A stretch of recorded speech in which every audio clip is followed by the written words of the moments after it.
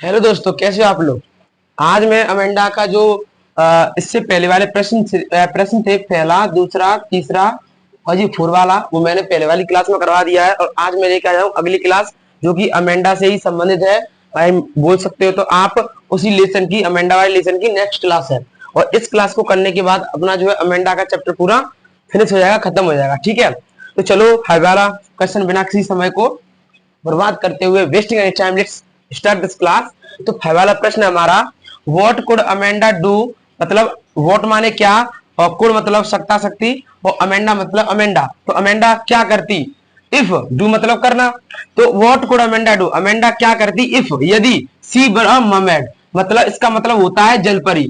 यानी कि ये बताइए अमेंडा क्या करती अगर वो क्या होती, एक मर्मेड होती, मतलब जलपरी होती।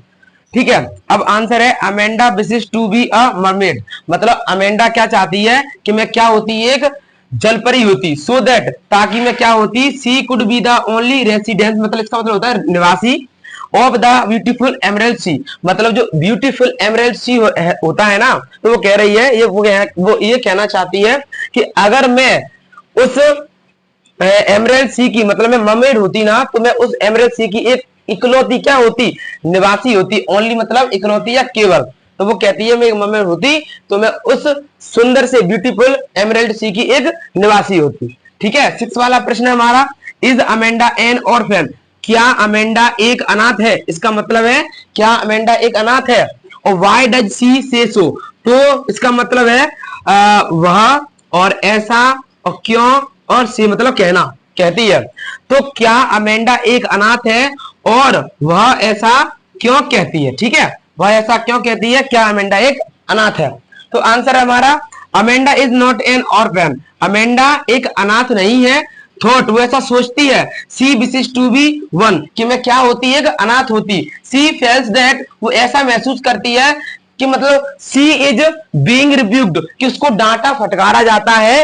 वाई हर पेरेंट्स, किनके द्वारा, उसके घर वालों के द्वारा। टू फॉलो मतलब पालन करने के लिए, देयर इंस्ट्रक्शंस, जो घर वालों ने इंस्ट्रक्शंस बनाए हैं, या बोले तो जो इंस्ट्रक्शंस उसके घर में हैं, या जो भी नियम कानून हैं, उनको मतलब जो भी बातें होती है घर वालों की, वो अपनी बातों को फॉलो करवाने के लिए उसको रिव्यू करते, उसको डांटते या फटकारते। इसीलिए वो सोचती है कि मैं इन इंस्ट्रक्शंस को फॉलो करने की बजाय क्या होती, मैं तो वो होती मतलब ऑर्फन यानी अनाथ होती। वो ऐसा सोचती है, बल्कि वो अनाथ है नहीं।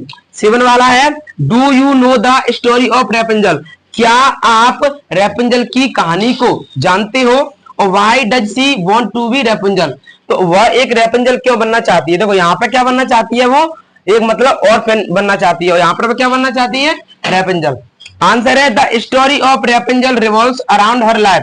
रिवॉल्व्स अराउंड का मतलब होता है इर्द गिर्द घूमना, उससे संबंधित होना। तो जो रेपेंजल की स्टोरी है वो थोड़ा थोड़ा किससे संबंधित है, अमेंडा की लाइफ से संबंधित है। ऑन अ हाई टॉवर, एक हाई टॉवर होता है। रेपेंजल वाली जो स्टोरी आप देखना, इसमें तो टाइम चला जाएगा, ज्यादा हो जाएगा, और मैं बता देता, लेकिन फिलहाल इससे ही समझ में आ जाएगा। तो on high tower she was locked in that tower. अब कह रही है मतलब जो रेपेंजल होती है वो क्या कर दी जाती है, was locked in that tower by an evil witch. तो मतलब एक विच होती है, एक चुड़ैल होती है, उसके द्वारा रेपेंजल को कहां बंद कर दिया जाता है, वहां बंद कर दिया जाता है टॉवर में। मतलब इसमें लिखा है इन दैट टॉवर। ठीक है, सी वॉज वेरी हैप्पी, वो बहुत खुश होती है, विथ हर लाइफ, अपने जीवन से बहुत खुश होती है, इन द टॉवर, उस टॉवर में। She had very long hair, उसके मतलब रेपेंजल के बड़े मतलब लॉन्ग मतलब बड़े, हेयर मतलब बाल होते हैं, विच वॉज यूज्ड, और उन बालों का प्रयोग यूज मतलब किया जाता है, बाई द विच, उस चुड़ैल के द्वारा, जिस चुड़ैल ने उस रेपेंजल को बंद किया है, किसमें, उस टॉवर में। तो उस टॉवर में मतलब क्या है कि उसके जो बाल है लॉन्ग हेयर्स है, लॉन्ग हेयर्स का क्या किया जाता है, यूज किया जाता है, किसके द्वारा, उस बिच के द्वारा, उस चुड़ैल के द्वारा। किस लिए किया जाता है, तो वो किया किस लिए जाता है, तो to climb the tall tower, उस लंबे टॉवर पर चढ़ने के लिए उस चुड़ैल के द्वारा उन बालों का प्रयोग किया जाता है। ठीक है, तो ये हमारे प्रश्न थे 5, 6, 7, और ये हमारा पाठ होता है खत्म, ये लेसन खत्म होता है। हमारी जो पोएम है अमेंडा की, तो ये होती है हमारी फिनिश। और ये क्वेश्चंस है, इससे पहले वाले क्वेश्चन जो इससे पहला वाला जो वीडियो था उसमें हो गए हैं, उनको अच्छे से देखिए, समझिए, और अच्छे प्रश्न है, मोस्ट क्वेश्चंस है।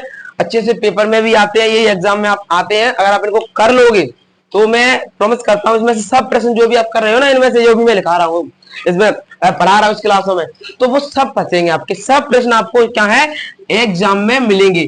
ठीक है, तो इसीलिए मैं आशा करता हूं कि आप इनको पढ़िए। मैं ये कहना चाहता हूं आप इनको पढ़िए। अगर आप कहीं नहीं जा पा रहे, आपके पास टाइम नहीं है, तो ये जो क्लासेस उनको करिए पूरा। अभी क्या है हमारा डेस्कटॉप सुनो, fire and ice, a tiger in the zoo है, और हमारा और कौन सा हुआ था, ये अमेंडा हो गया, और एक आध दो पोएम, 5 या 6 पोएम तुम्हारी हो ही गई है, 5-6 पोएम्स, तो आपको इनको करना चाहिए। मैं I suggest you to complete this classes. Okay, thank you so much for watching this video and please like and share and subscribe my YouTube channel Balvi Sir की class. Thank you so much।